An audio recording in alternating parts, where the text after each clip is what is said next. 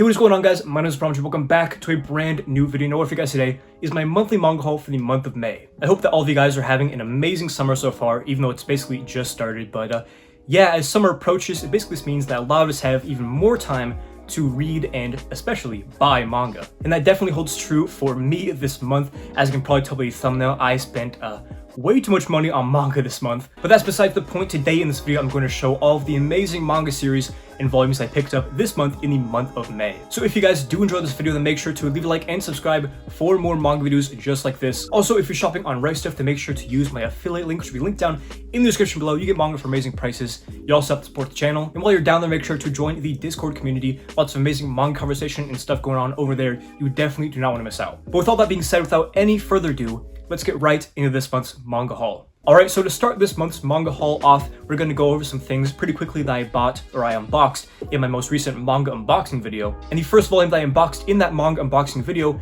is Volume 2 of Sunny by Taiyo Matsumoto. If you guys don't know, Taiyo Matsumoto is one of my favorite manga. I absolutely love his work, and I picked up the second volume of Sunny, which is a series that I recently started a couple months ago. I believe that I only have 4 more volumes to get of this series before it's completed, and yeah, hopefully I'll be able to get those pretty soon. Absolutely love how these books look, how they feel. Very nice hardcover volumes. So I'm definitely excited to pick up more of Sunny in the very near future. The next manga volumes that I unboxed in that video are going to be volumes 5, 6, 7, 8, and 11 of Boku no Hours. I'll go ahead and show the covers off individually so you guys can get a little bit of a better look at them.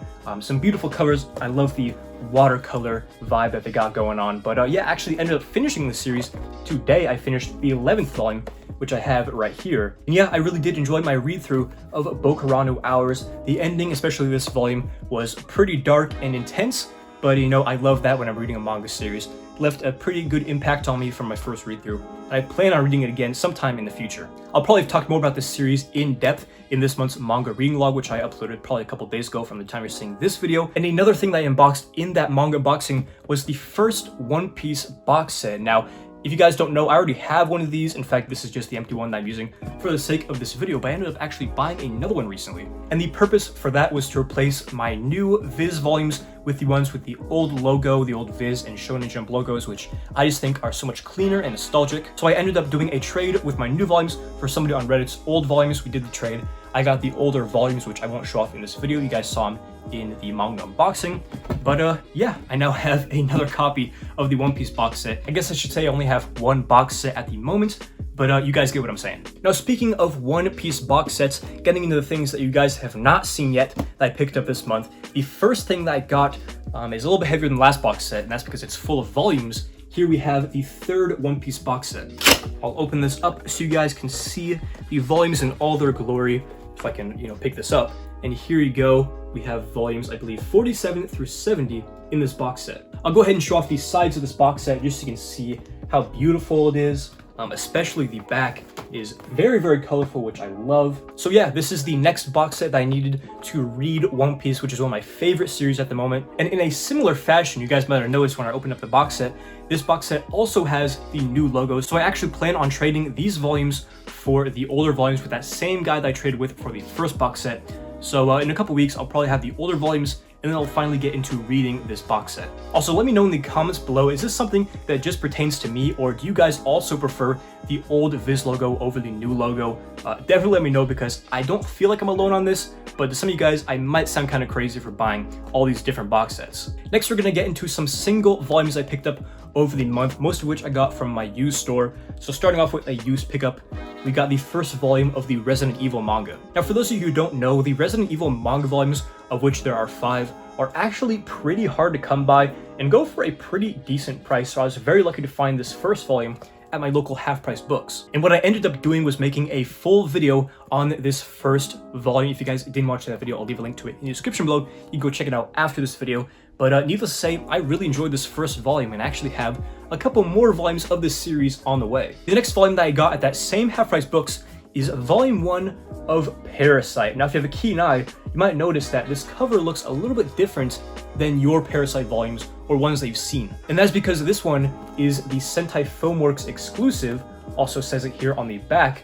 I believe that this one in particular, this exclusive variant cover, came with the anime box set 2, I believe. I could be wrong on that, but it came with one of the anime box sets. Personally, I enjoyed the Parasite manga. I don't think it's as good as many people say, but I still enjoyed it for what it's worth. But this volume was only $6.50, and it was a exclusive cover that I'd never seen before. It's just something really cool to have that I'd never seen before, and I'm sure is not very common out in the wild. Also, one last volume that I picked up at that half-price books is volume 1 of Masune Kuns' Revenge. This is a series that I'd seen like at Barnes & Noble, and you know, I really thought nothing of it, but then I realized that the series was kind of going out of print, some of the volumes. I don't think this first volume in particular, but I decided to pick it up. I'll probably end up giving this first volume a try just to see how I like it, because I haven't really read anything of this similar sort for a very long time, so you know, it might be kind of fun. The next volume that I picked up is something super out there. I don't even really know why I picked this up myself, but that is volume 19 of Pokemon Black and White. Now, if you're up to date with the ThePromG lore, it's kind of up in the air what my first ever manga series was, whether it was Siren, Ultimo, but one series that I don't talk about that might actually be my first is actually the Pokemon Black and White manga. My friend in elementary school had the first volume, so he let me read it, and then I bought the second volume at the Scholastic Book Fair. I don't know how many of you guys had those or remember those, but yeah, I have read 2 volumes of this series, and I found out that the box sets and a couple of the volumes are actually pretty hard to find. The box sets for this series in particular can actually go for a pretty penny, and this volume 19 I noticed kind of went for pretty high prices online. I'm not 100% sure on sold listings, but I figured there may be some future value there. I got this for like $5 on eBay. So yeah, this will probably be in my inventory for a pretty long while, but hopefully something will come of it in the future. And the last singular volume that I picked up this month is volume 5 of Blood on the Tracks. Absolutely love this cover. I think that the colors are super cool, as well as how they extend onto the spine. As you guys probably know, Blood on the Tracks is one of my favorite ongoing manga series right now, one of the only ones that I'm currently picking up every single time a volume comes out. Now, with that being said, I haven't actually gotten into this volume yet. When I do, it'll probably take me like half an hour to read maximum. But yeah, I just kind of want to save this because I go through these volumes so quickly. Now, I do have volume 6 on pre-order, so when I get that, I'll probably just read both volumes back to back. But yeah, needless to say, I'm super excited to get into this one, just waiting for the right time. All right, so now we're going to get into some heavy hitters. Here we have some completed sets that I picked up this month. The first one that I'm very excited to finally own is volumes 1 through 10 complete of Dragonhead. Again, I'll go through these volumes one by one so you can see them a little bit closer, but one thing you can probably notice from these covers is that this looks like a really wacky and creepy series. And it's a series that I've heard some really good things about, especially from some people in the manga community over on Instagram. They've said some really good things about it that have kind of boosted my intrigue in these series. And Dragonhead has been on my radar for quite some time, but you know, I just never quite got around to picking up a full set of it until now, because the prices of these volumes are actually going up drastically in value recently. I don't know what it is, but people are just becoming infatuated with this random Tokyo Pop series that's not even that highly acclaimed.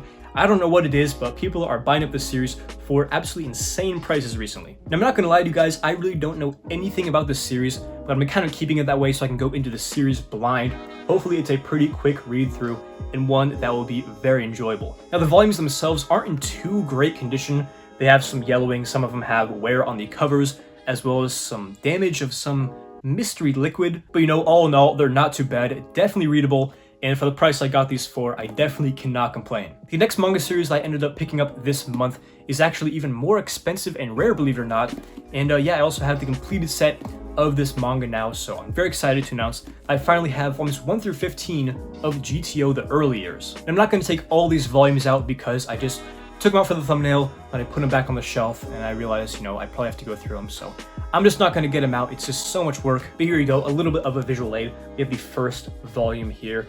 Very fat books. And yeah, if you guys don't know, I actually did own volumes 1 through 10 a few months ago. But then I ended up selling them to a friend because he was looking for them for a good price. I got them for a really good price. But he ended up actually getting another set, and he sold me these back. So now I have volumes 1 through 15. I've not started reading GTO, you know, the base series yet.